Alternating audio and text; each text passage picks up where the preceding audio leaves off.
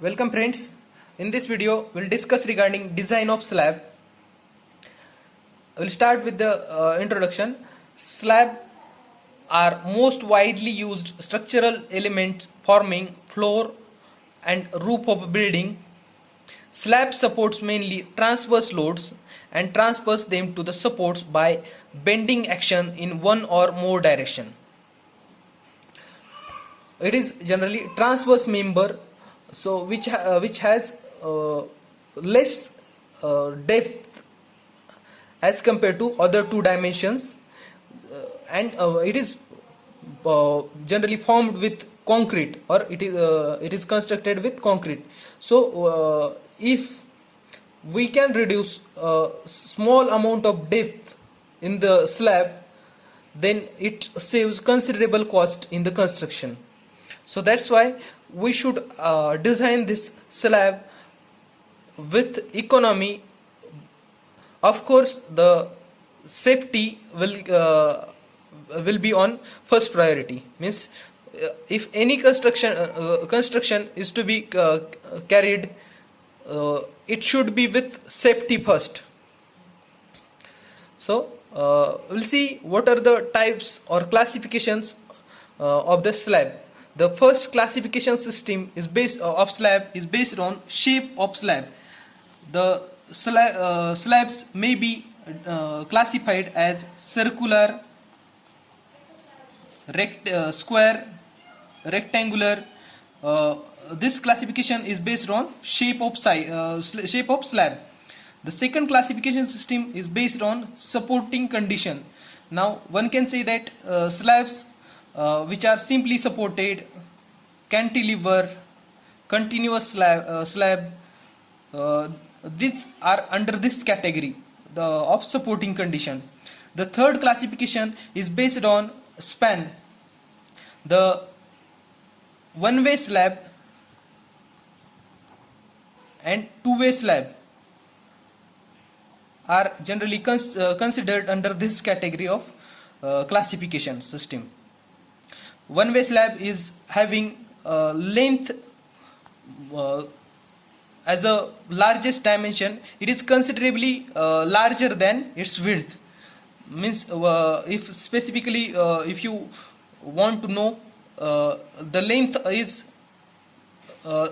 to width ratio is greater than 2 for one-way slab, and it is less than 2 for two-way slab. Means the length and width are nearly same for two-way slab, and this one-way slab has bending in one direction and two-way slab has a bending in two direction. These are the primary points of differentiation between one-way and two-way slab. Now we'll move towards the next point, how this concrete slab can be slab design can be simplified, or can we compare this slab design with beam, as slab and beam both are carrying transverse load. So is there any similarity between this between the design of slab and beam? So we can say that yes, there is similarity between design of slab and beam, but there is only difference is that we know the width of slab design member, that is 1 meter. Means generally we take width of slab in the design as 1 meter, and the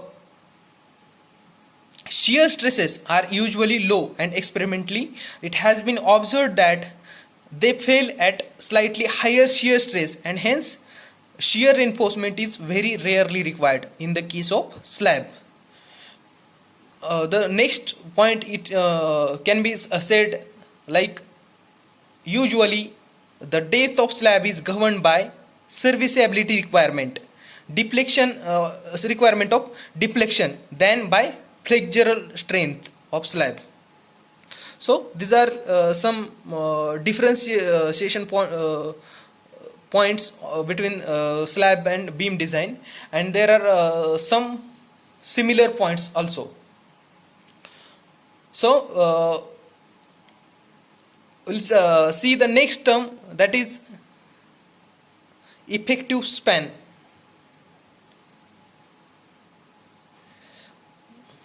Now this effective span is very important concept. I will tell you or I will explain you this term in the Marathi for better understanding.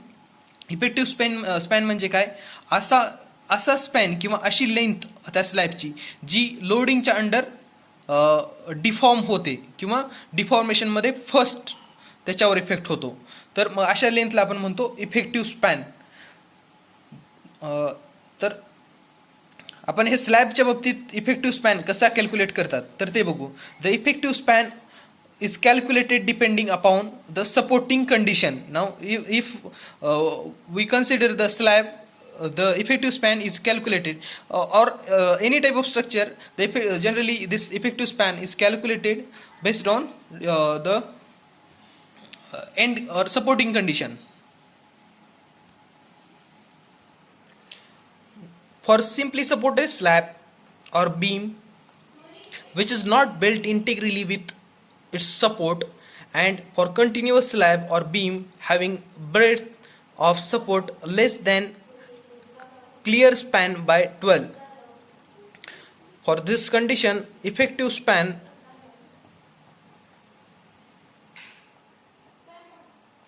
L is equal to center to center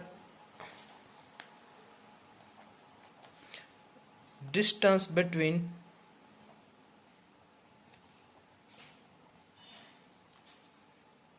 the support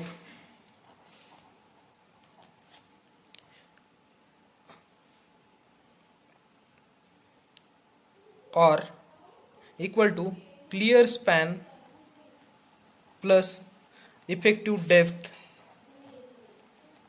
whichever is less. This condition is used for the slab which is simply supported. Now for different cases, for different cases of supporting system, the formula or criteria for effective length is given in Indian standard code IS 456. So you can use that IS code for a reference in the design of slab for various conditions. So the design of one-way slab and two-way slab is basically depending upon the effective length. आता ही effective length जर आपल्याला व्यवस्थित काढता आली तर आपण पुढचे मग design steps व्यवस्थित फॉलो करू शकतो. तर यासाठी आपल्याला IS कोड मध्ये सर्व कंडिशन्ससाठी, सर्व सपोर्टिंग कंडिशनसाठी वेगवेगळे केसेस दिलेले आहेत की कशा प्रकारे तुम्ही इफेक्टिव्ह लेंथ काढली पाहिजे. तर आता आपण यानंतरच्या व्हिडिओमध्ये बघू स्लॅब, वन वे स्लॅबचं डिझाईन कशा प्रकारे आपण वर्कआउट करतो. तर आपण पहिल्यांदा स्टेप्स बघूत आणि त्यानंतर मग मी तुम्हाला IS कोडचे कोणते कोणते पेजेस आपल्याला ह्या डिझाईनमध्ये यूज करावे लागतात तर ते पेजेस सुद्धा सांगतो आणि डिझाईनचं पूर्ण प्रोसिजर सांगून मग आपण एक एक सॅम्पल स्लॅबचं डिझाईन करून बघूत. तर आपण हे सर्व यानंतरच्या व्हिडिओमध्ये करणार आहेत. तर हा व्हिडिओ फक्त स्लॅबचा इंट्रोडक्शन देण्यासाठी बनवलेला होता. So thank you.